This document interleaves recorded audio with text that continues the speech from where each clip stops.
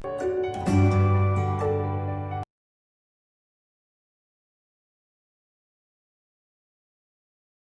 morning, students. In the last video, we started with one of our another chapter from class 8 in history.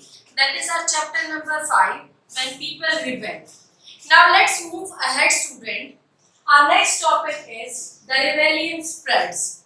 In the last video, we discussed that Indians started rebelling Britishers at a massive level, that is at a large scale, and the rebellion spread throughout the country. That is, the rebellion spread in various places like in Delhi, Lucknow, Kanpur, etc. And all the people from the country joined this mass rebellion or became part of this rebellion and started criticizing British government. All the local chiefsmen, all the local headmen, all the villagers, all the peasants, all the farmers, and even our prominent leaders too joined the rebellion or became the part of this massive rebellion. Now what is said here, Nana Sahib, we already know about Nana Sahib. We discussed that who was Nana Sahib. Nana Sahib was the adopted son of the late Peshwa Bajirao. He was the adopted son of Peshwa Bajirao and Rani Lakshmi Bai. Now what happened? They lived in Kanpur. They also gathered there. Why they gathered there? Because they want to criticize the British government. They want to do rebellion against the British government. And along with Peshwa Bajirao, other people also joined this mass rebellion. Now what is said here, you can see there that he was governor under Emperor Bahadur Shah Zafar. Who was governor under Bahadur Shah Zafar? Peshwa. Bajirao Peshwa was Governor General under Bahadur Shah Zafar. And Bahadur Shah Zafar in Lucknow along with British Kader, who was the deposed son of Nawab Wajid Ali Shah. He and all the other Nawabs, all the other prominent leaders came forward at different places and joined this mass rebellion to criticize the Britishers. Thereafter, students, I told you that Bahadur Shah Zafar was the most last Mughal emperor. So, what Britishers decided that and I also told you this thing in the last video, that Bahadur Shah, people were ready to admit Bahadur Shah Zafar as their new emperor. So what the Britishers decided, British government decided that they are going to give life imprisonment to Bahadur Shah Zafar as well as to his wife. And finally, in Rangaroon jail, Bahadur Shah Zafar died along with his wife. And I already told you that Rani Lakshmi Bai and other leaders, both like Tata Tope, also joined this mass rebellion at different places. And Avanti Bai Lodi is also one of the personality who became the part of this, because in his kingdom also, that is what happened, that she was not allowed to made his adopted son or the being the higher of the kingdom, or the concept of subsidiary alliance also separated there. So we talked Rani Lakshmi Bai, Avanti Bai, Tantya Tope, they all come together to give a shape of mass rebellion against the Britishers at different places. The next is, when Britishers saw this thing that people are against them, people started criticizing them and they had to face huge rebellion from the Indian people. What they said, that the situation of widespread popular rebellion that developed in the region of Awadh in particular. Awadh was the region of Rani Avanti Bai, that I already told you, because she was also not given the various administrative powers. That is why she joined the rebellion. Now what happened, that after seeing, as I told you, that after seeing all this scenario, that Britishers were losing their power, their autonomy slowly from India, the chief person, or you can say the commander-in-chief of Britishers, wrote one letter to the British government, in which he explained all the things in detail, that how Britishers were losing their power in India and they were unable to control the massive rebellion from Indians against them. Now what happened? For many new leaders also joined this rebellion. For example, Abdullah Shah, he was Molvi and prophet also. He was prophet, religious scholar who used to give religious teaching to people. He also joined this mass rebellion. And people at different end, along with the huge armies, collaborated or joined together to fight together or collaboratively against the British government. There is Bhakt Khan. He was one of the soldiers in Bareilly.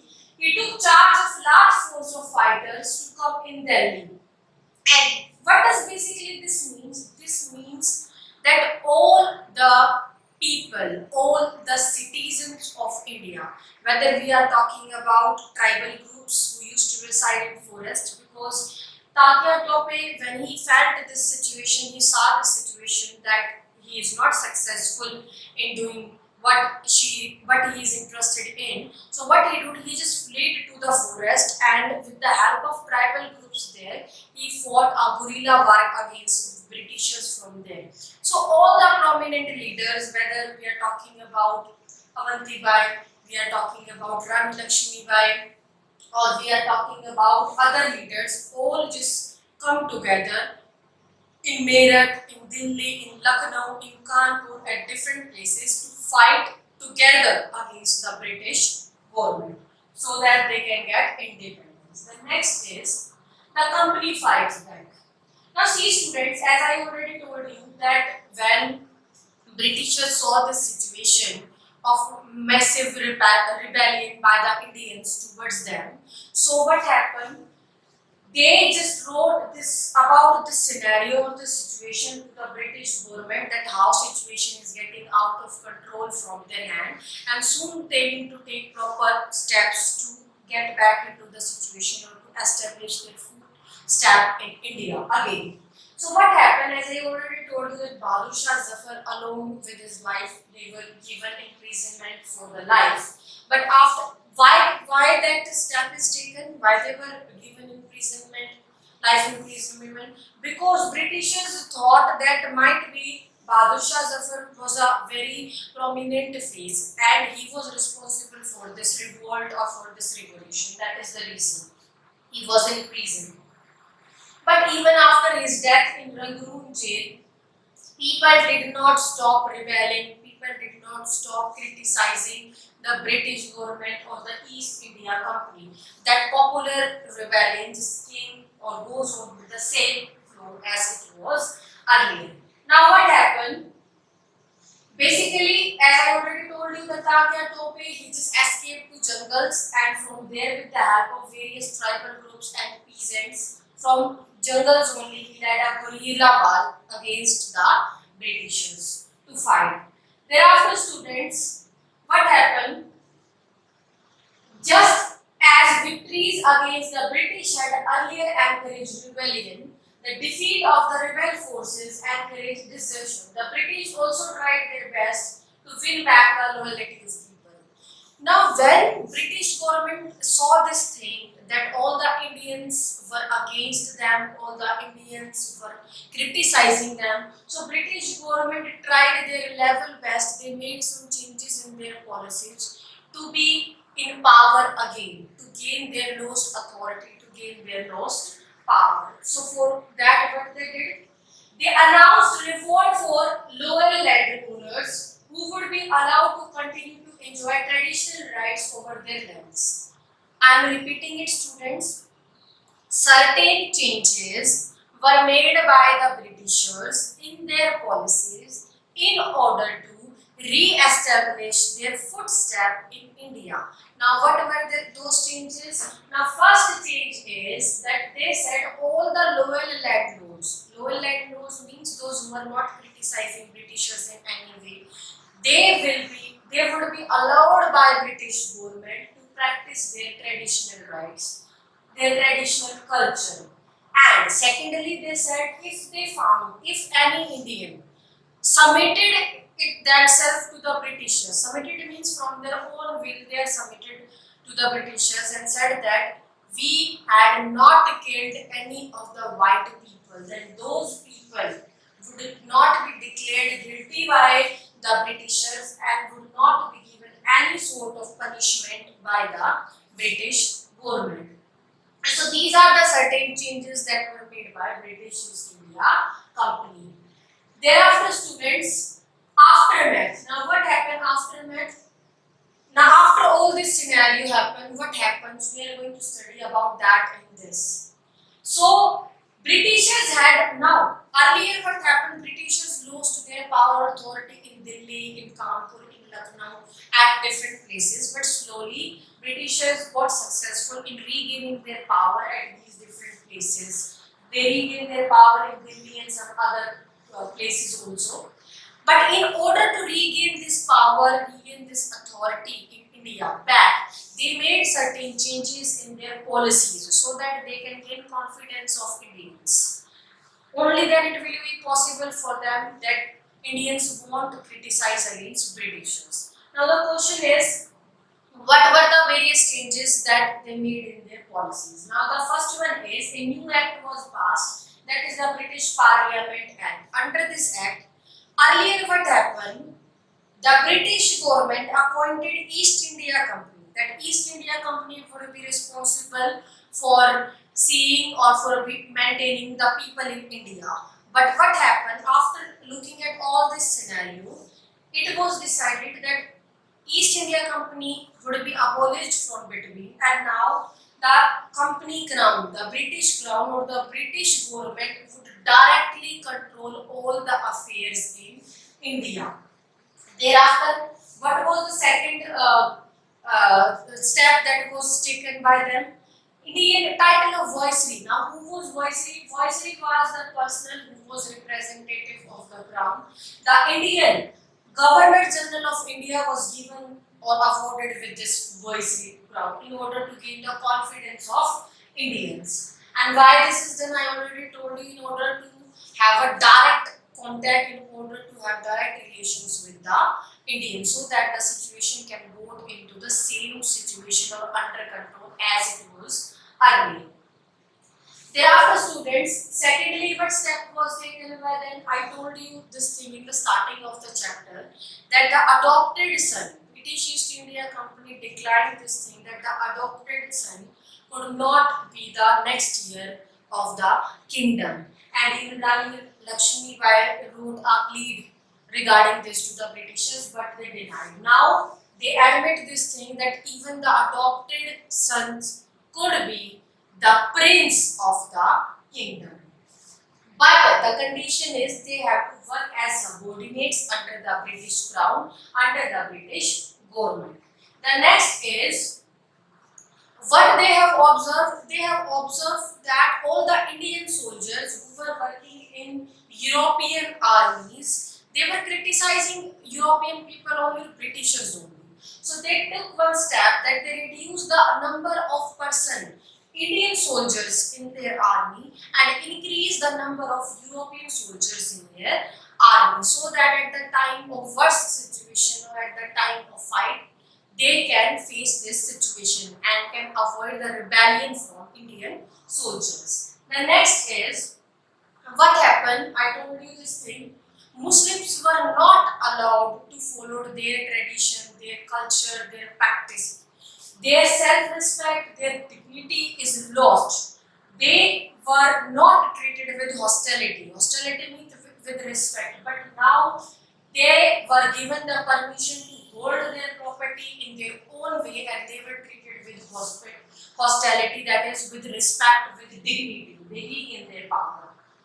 The next is policies were made to protect the right of the landlords and the zamindars and give them security of rights over their lands. Earlier, zamindars have no rights over their lands. If they fail to pay taxes to the British government, then their property or their land would be seized by the Britishers or the British government. Now that right was given to the farmers or to the landlords.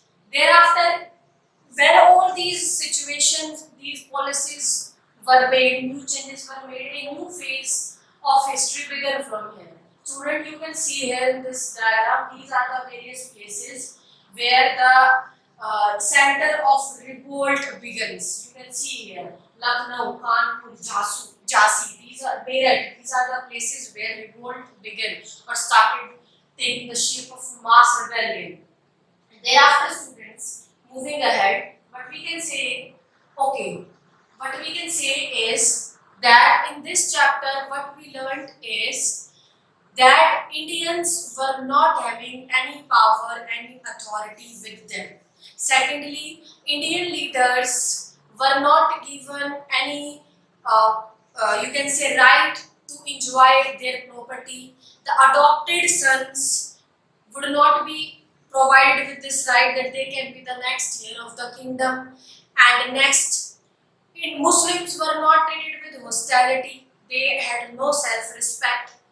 Then other thing is there was complete control of British government. And after seeing all this thing, people started rebelling.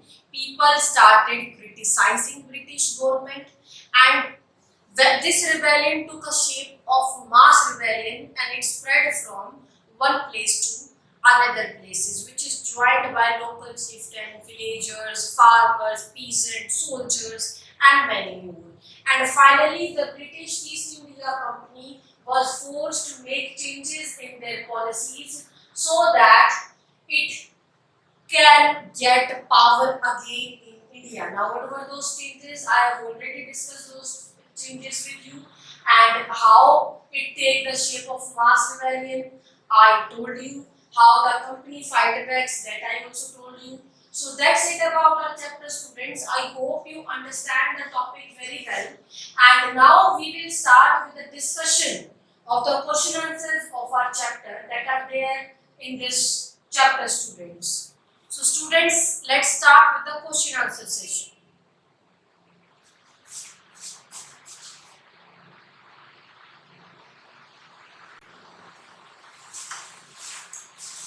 So students, our question number first is, what was the demand of Rani Lakshmi Bai of Jhansi that was refused by the Britishers?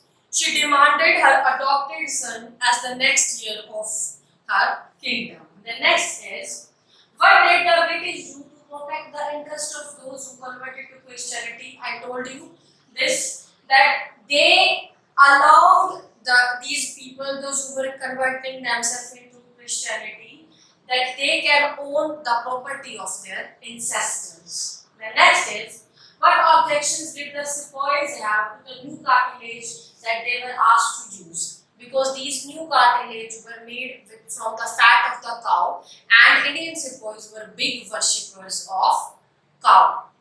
The next is, how did the last Mughal emperor live in the last year of his life? I already told you, he died in Rangoon jail at last, along with his wife. The next is, what could be the reason for the confidence of the British rulers about their position in India before 1857? Why? Because they were not listening to the Indian peoples. There were no powers lying in the hand of Nawabs, and Mughal also lost their authority. They were not allowed to practice their own tradition, their own culture, and this is how they feel having complete control in India before 1857. Thereafter, what impact did Bahadur Shah Zafar's support to the rebellion have? What impact on the people? Definitely, the rebellion took the shape of a massive rebellion and spread at large level, and all the people come together to fight, to rebel harmony against the British East India Company or against the British government. The next is, how did the British succeed in the submission of the rebel landlords of Awadh?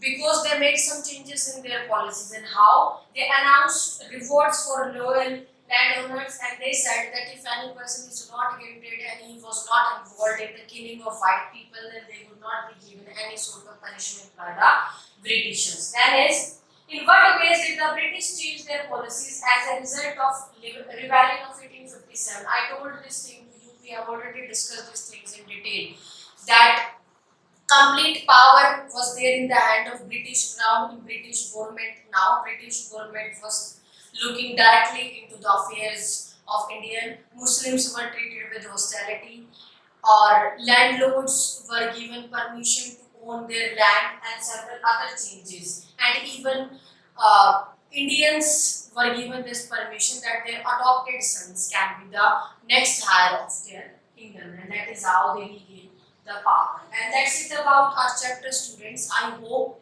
you understand the topic well. Thank you, students.